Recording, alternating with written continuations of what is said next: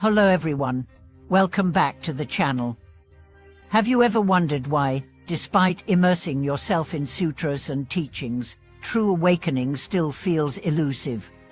Have you ever questioned whether mere study of doctrines can truly transform your mind and liberate you from suffering? In today's exploration, we dive into Master Jingji's profound insight on why learning Buddhism alone cannot lead to Buddhahood, and how genuine practice ignites the heart's innate wisdom and compassion.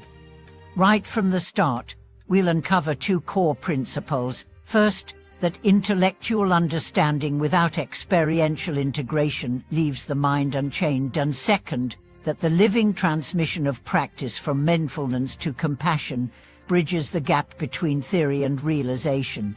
These perspectives will guide us through inspiring stories, classical references, and practical methods for turning knowledge into direct insight.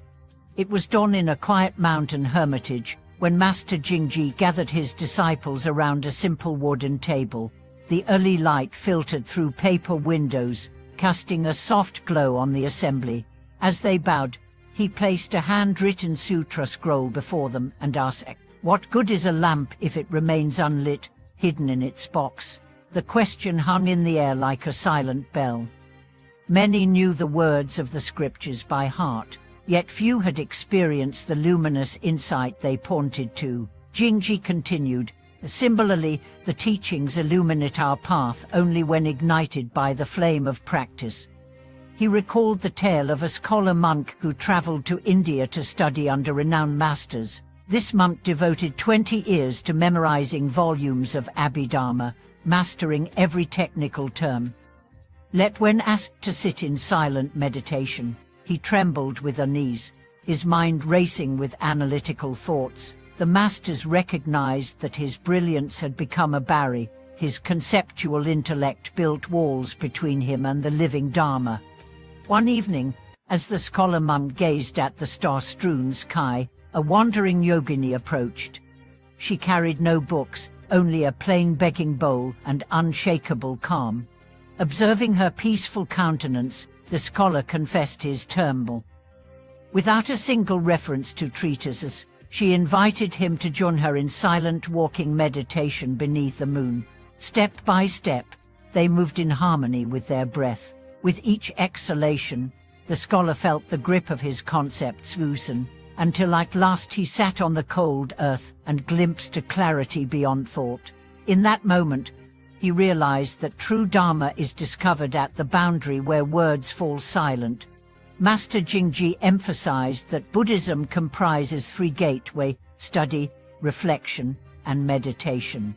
Study provides essential scaffolding, reflection deepens meaning, and meditation transforms the mind itself. Neglecting any doorway leads to imbalance.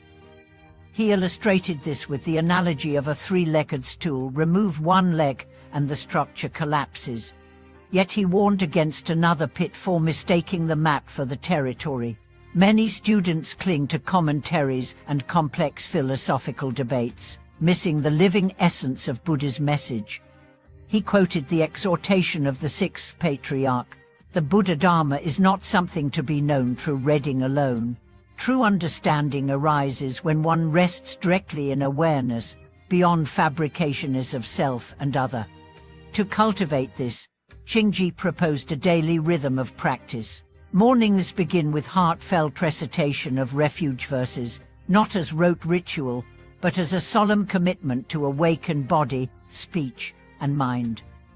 Midday gatherings focus on mindful study, where each passage of the sutra is weighed against one's lived experience. Evenings conclude with silent meditation under starlight, allowing insights from the day to settle like dew in the heart. He narrated the journey of a devotee who followed this pattern. At first, her mind scattered like autumn leaves in the wind.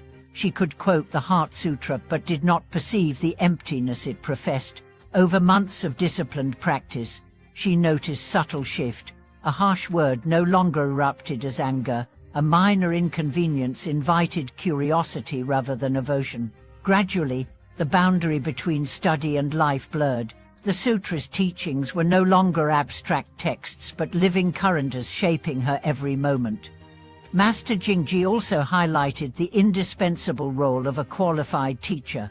In one village, a well-meaning layperson began teaching meditation based solely on personal experience. His earnest instructions led many seekers to spiritual bypassing superficial masking unresolved trauma. When the true Dharma reached his ears, he recognized that without proper guidance, practice can unconsciously reinforce patterns of denial rather than awaken genuine insight. Thus, the living lineage becomes essential. A teacher who embodies the path can mirror back one's blind spots and kindle the spark of realization. Through heartfelt dialogue, oral instructions, and transmissions beyond words, the teachings penetrate the mind's deep recesses. As the sun climbed above the mountain crest, Master Jingji offered each student a siskel verse from the Lotus Sutra. Within the Buddha's mind, there is no tiger, O elephant, no ox. He explained that these animals symbolize our defilement as greed, hatred, delusion, and that the mind's pure nature remains untainted, even when veiled. Study reveals the presence of these tigers, practice reveals their absence in pure awareness. Returning to our modern context, it becomes clear why countless practitioners excel in textual criticism yet struggle in daily life. They can analyze the subtle points of Mati Emoka philosophy, yet panic when aggression arises at work. They can trace the lineage of tantric transmissions, yet remain trapped by self-doubt. Master Jingji's teaching reminds us that the Dharma is an alchemy of heart and mind. Study heats the crucible, reflection stirs the mixture, and meditation solidifies the elixir of awakening. Thank you for watching this video.